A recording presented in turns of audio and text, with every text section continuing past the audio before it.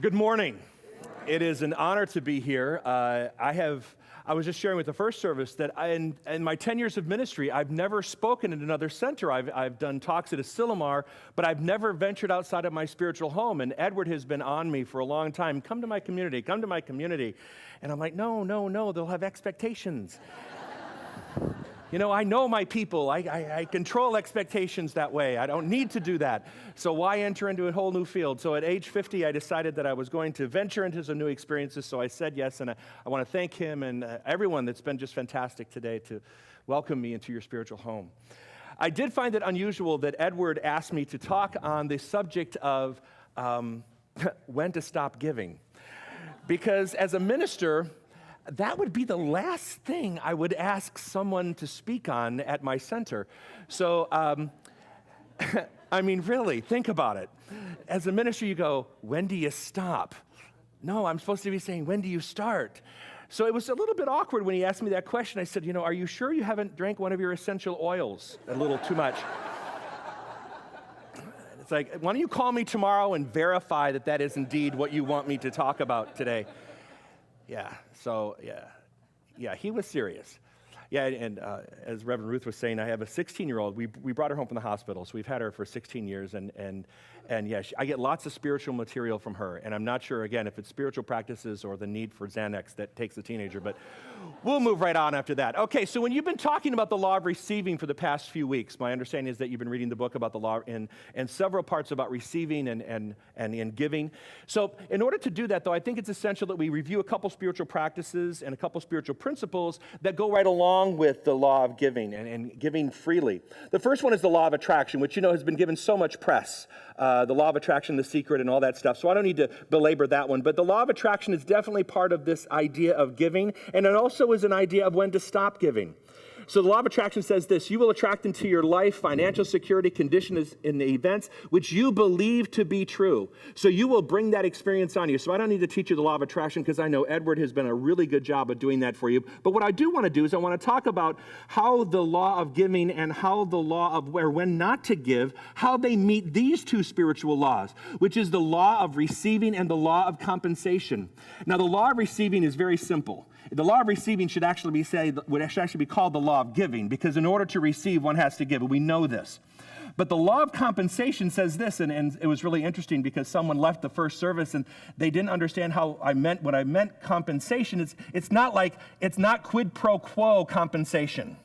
What it is, the law of compensation says this: if you want to become something bigger, you have to create the space for that to happen.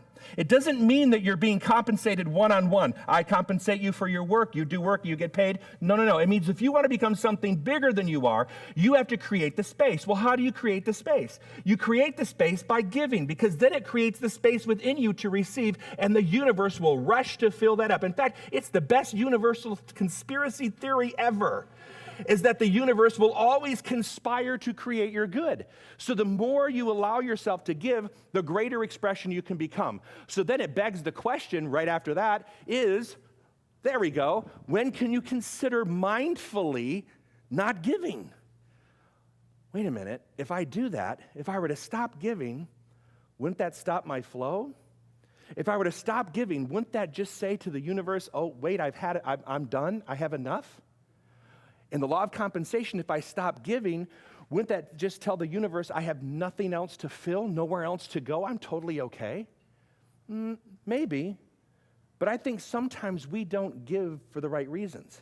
I think sometimes we give and we expect something in return. We do contingency giving.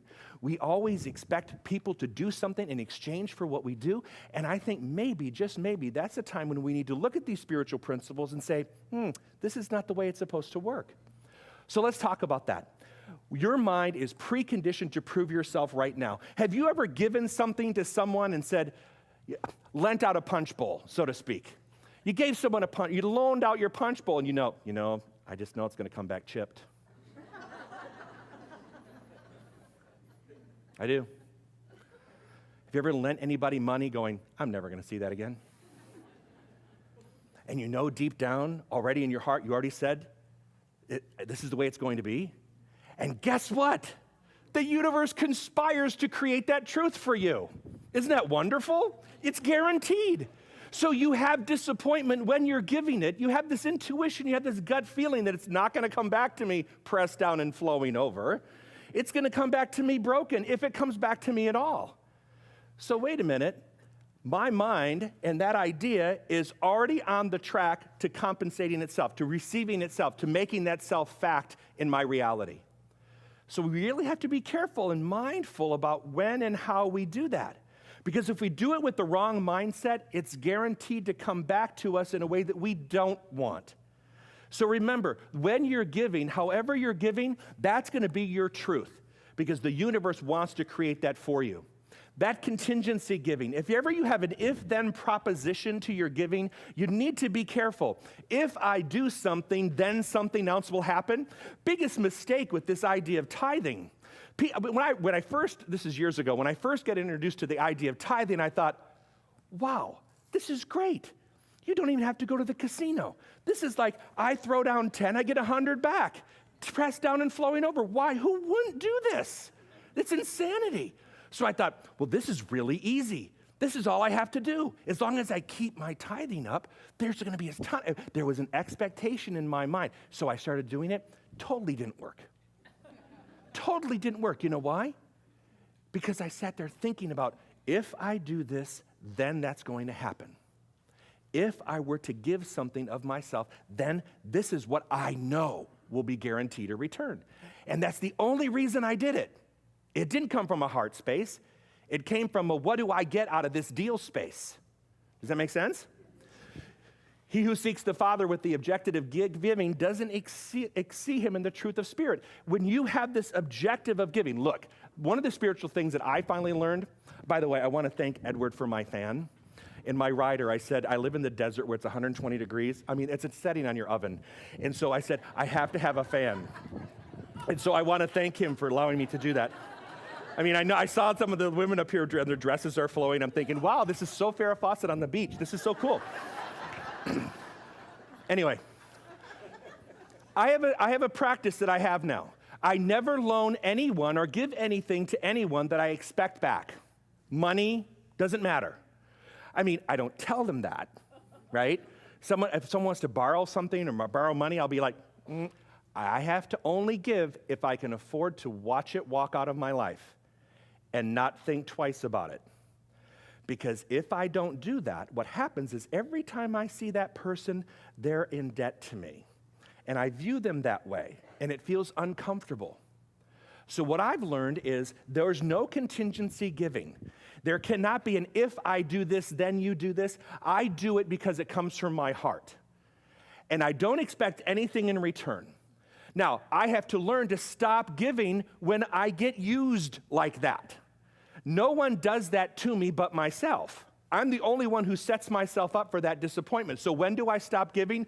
When I can say to myself, this doesn't look good. I'm doing this out of guilt. I'm doing this out of an obligation. I'm doing it, it's not coming from the heart space. It's not coming from even the head space. It's coming from a nasty space. And usually when that happens, I end up losing. And the friendship or the relationship ends up losing. And it's not just financial matters. It's relationships. It's your health. It's whatever you do. If I do this, then I do this. That's not the place to come from. I need to stop giving when I'm doing that and take a step back and say, what is my true intention here? What am I really trying to do by answering this question? Are you with me? Okay, cool. Living your gifts. Let's talk about this. As people who follow the teachings of Science of Mind, we're taught that we're not supposed to need anything. In fact, this is how I hear it at my service. If I use the word need, inevitably, someone comes up from my congregation and says, you're not supposed to need anything. Need is a never-ending excessive demand. And I'm like, really? Well, I need a plumber. Okay, I need an auto mechanic. I can't find the dipstick in my car, so I need people to do this. And why I put this up here is because it's okay to share your gifts, because guess what happens when you, look, the law of Dharma says this, whenever I'm sharing my gifts, I can have a need, you can have a need, you share your gift, I share my gift, that's the kingdom of heaven when we meet. So that's okay to share. You don't have to be selfish about sharing your gifts. You just have to be mindful that people just aren't the taking kind. You know them? You know those people? It's kind of rough to be around them. Oscar Wilde says, selfishness is not living as one wishes to live. Selfishness is demanding that others live as you wish them to live. Again, the contingency plan. People have to meet my expectation or this isn't going to work. That's not real giving. You need to stop giving if that is your mindset. All right? Next thing, the old adage. I was raised in Unity Church, which I was pretty lucky. I don't have a whole lot of baggage. Unity Church, for those of you who don't know, maybe new to this whole idea, is science of mind with a lot of Jesus scrambled in. Okay, that's all it is they took the beater and, whip a couple Jesus things in there, same stuff.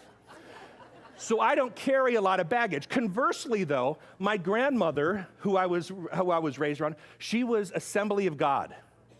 Yeah, everybody, ooh, I know, put those two together at dinner, you have a wonderful conversation. And then my sister married a Jew. Oy vey. I mean, really, it was the trip. So her adage was, you have to give till it hurts. And so I was brought up thinking, well, one part of my upbringing says, no, you give out of love.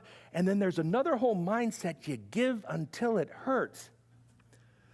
Well, if I'm giving till it hurts, what am I going to bring about into my experience if that's my mindset? Give until pain, then I'm supposed to feel good? No, I'm going to get more pain. Pressed down and flowing over.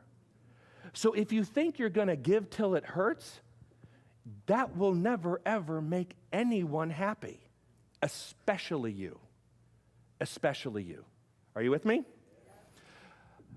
This is what it reminds me of. I slept and dreamed of a life of beauty. I woke and found out it was mostly duty. Because that is what I was taught, someone else's nightmare is what I bought. Yeah. This is one of my favorite ones. I give until I can't give anymore. This is the old parent adage. This is mine. I use this a lot. This is the guilt I throw on my daughter all the time. I give and give and give and give and give, and what do I get? Nothing. None of you have ever said that, I'm sure. None of you have ever felt that way. I feel that way all the time. Really. You have a unique situation here, and I want to break away just for a second because your spiritual director, Dr. Edward, is amazing. And I'm not sucking up because I'm already here. So I already have the microphone, so guess what, Edward? You get to listen to this. No, he changed. We met during the integration in San Diego. I'd never met him before. I'd seen him speak one other time at Asilomar.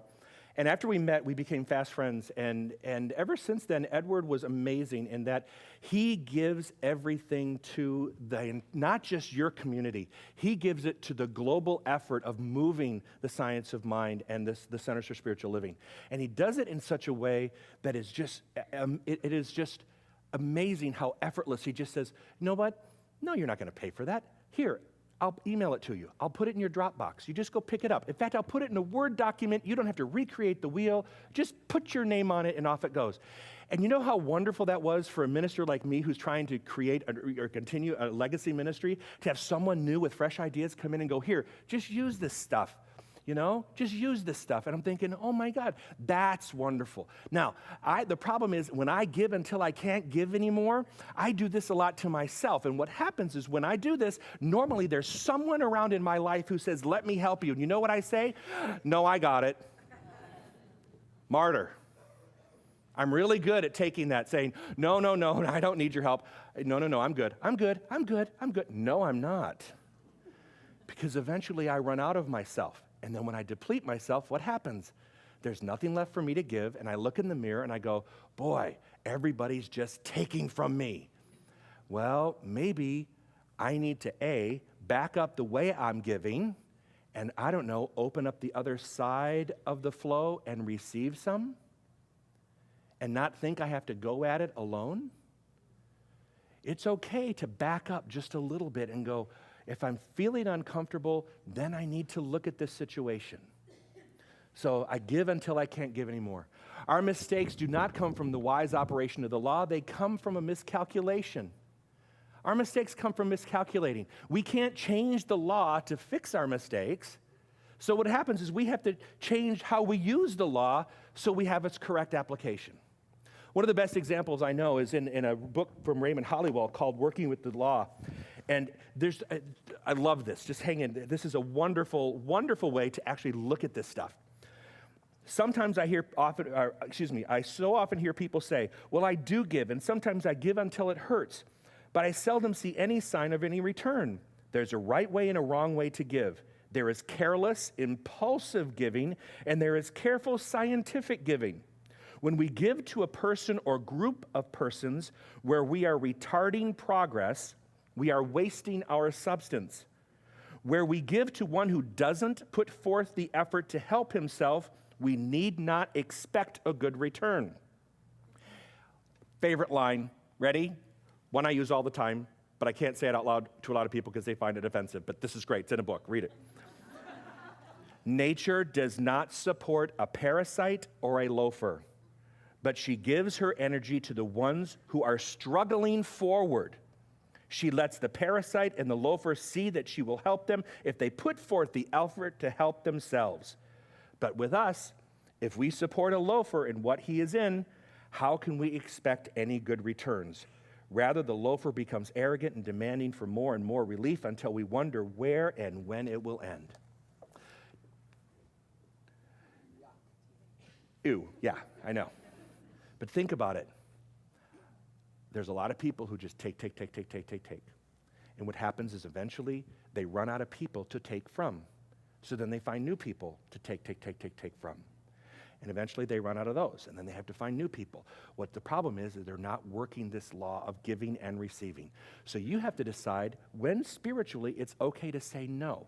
Am I helping this person move forward, or am I actually stopping them from moving forward? Am I actually putting forth what I need to help them so that they can create a life, or am I actually sustaining their ability to not get out and live their life? You have to ask yourself these questions. All right, the power of living. In your book that you're following this year, the goal this month, the goal is to strive for balance. Perfect balance may never be possible. However, being conscious of the benefits of balance will help you to get closer to it. Balance is really challenging. It's one of the biggest challenges I have. My ministry is based on the fact that I'm a real person. I'm more comfortable sitting down there than I am sitting way up here high. That's why I kind of move down here every once in a while. It makes me feel at one with you. So one of the things I struggle with is finding that balance, that sense of balance. But as long as I have that in the back of my mind, as long as I have that as an intention that I'm going to have balance in every area of my life, not just my finances, but balance in my relationships, balance in my health, balance in my career. I find that when I'm out of balance, really everything goes out of balance. If I'm too heavy into vacation planning, then I don't work, right? If I'm financially struggling, then I'm not working. If I'm really struggling in my relationship, it's because I'm just not paying attention. The whole thing requires that I have the intention of balance. The intention of balance. It's a challenge, and that perfection may never be there, but the intention must be there. Attention must be paid to those things which are most important. And that, to me, covers that whole idea of balance. God is my only source. This is an affirmation that I use all the time. Whenever I'm starting to feel like I can't do things anymore, or I feel like there's just something missing, I say to myself, God is my source. God is my instant source. God is my constant source. God is my abundant source. God is my only source. And when I put myself back into that place where God is my only source, my instant, constant, abundant supply, when I put myself in that headspace, wherever I am seems to feel better because I'm not relying on my consciousness to solve things. I'm relying on the universal idea that has a much greater idea of what I can be to actually work through things for me. So when you're feeling that way, when you feel out of balance, when you feel like I can't give anymore, or I feel like I'm just feeling used and abused, then you need to back up. God is my only source. This other person, this paycheck, this other situation, this other doctor, not all of them are your only source. God is your only source. Are you with me? Okay, good. There are no two ways about it. You're either heading for lack or heading for abundance. And your consciousness around giving will determine the direction. I love that graphic because it's balanced. And there's no two ways about it. You're either heading up, heading down, or you stay the balance. And I work on this all the time. To give properly from right state of mind. This is one of the biggest challenges I have with our new congregation because, I live in God's waiting room, Palm Desert. And no, really, it's good. It's real good. But I took over a ministry that's been there for a really long time. And so we're bringing new members in. So there's all these new people who come in who don't have an idea of how to help sustain the ministry. They don't understand the idea of commitment and that there has to be a balance, that when you come in here and you read, this is where you are spiritually fed. This is where you pay for your buffet, so to speak. And I try to teach newer people that, look, you don't just come in here and just receive. You have to give in order for you to come back to this place to receive. And it can't be incumbent on a few people to do it. It has to be an effort on everyone's part to make it happen. Because if you don't, go back to things that are out of balance, people will not want to do what they need to do or want to do because they'll feel obligated. No one should feel obligated, but you give where you get your spiritual food. And this is where I teach people about that balance. Another one. I am afraid to give, I may not have enough. Last one, I'm afraid to give because I might not have enough. I found this, to me this is perfect. He was such a cautious lad, he never romped or played. He never smoked, he never drank, he never kissed a maid. So when he up and passed away, insurance was denied. They claim because he never really lived, he never really died. See, I don't want to be afraid of living. In fact, I'm sure you've heard this before. I'm one of those people who want to slide into my little 6 feet under with a lemon drop martini in one hand, a cigar, and going, woohoo, what a ride. That was great. I don't want to go in any other way. That means I can't be afraid to give. I can't hold it to myself. I need to be able to keep that idea open and I have to keep myself in the flow so that my life is in the flow. Does that make sense for you? Your life is always in direct proportion to your self-concept. For everyone who has, more shall be given, and they shall be given in abundance. But to those who don't have, whatever they have shall be taken away. So if you don't think that you have anything to give, hang on to it tight, but watch it, it's going to go away. It's all part of the universal flow. And guess what? I have a secret for you. Not if it's ours anyway. At the end of the day, it's not ours anyway. You're not going to take it with you. Yeah. So put yourself in the flow of giving and receiving. As soon as I rethought my way of tithing, which I'm not going to get into that because that's like another, we'll be here till Thursday. But as soon as I actually entered into the right consciousness of that, my idea has changed and my experience has totally changed. Because guess what? I went back to the original concept, the law of attraction. Financial success to me, financial success is this, to do what I want, when I want, how I want it, and to pay cash for it. Amen. What I want, when I want, how I want it, to pay cash for it. And as soon as I stopped giving the way I was doing it mentally and not from the heart, as soon as I began to give and tithe regularly and do it not with the intention of anything else other than what is financial security, just allow the universe to unfold for me, it's exactly what happened when I did it right. I had to stop doing what I was doing wrong and reset it, reframe it, and do something right. So we had the law of attraction today. We had the law of receiving. When you give, you receive. When you give, you receive. Keep both doorways open so you can flow.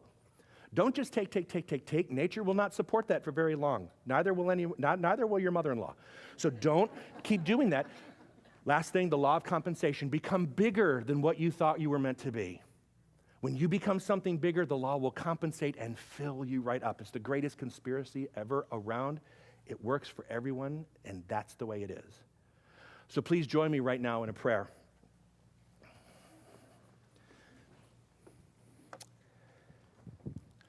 And this is what I know for you, and this is what I know for myself. That there is a power for good, there is a power for God, there is love, light, peace, joy, happiness, wisdom, abundance, health, balance, and order.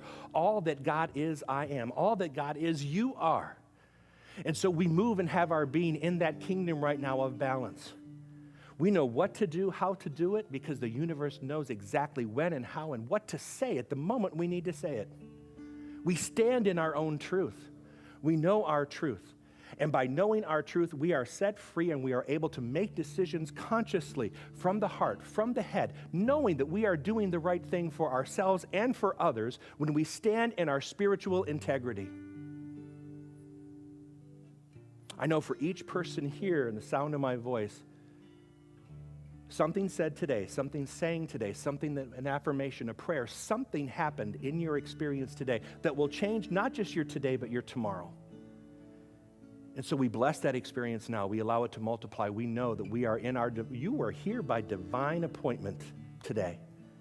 And I was here by divine assignment.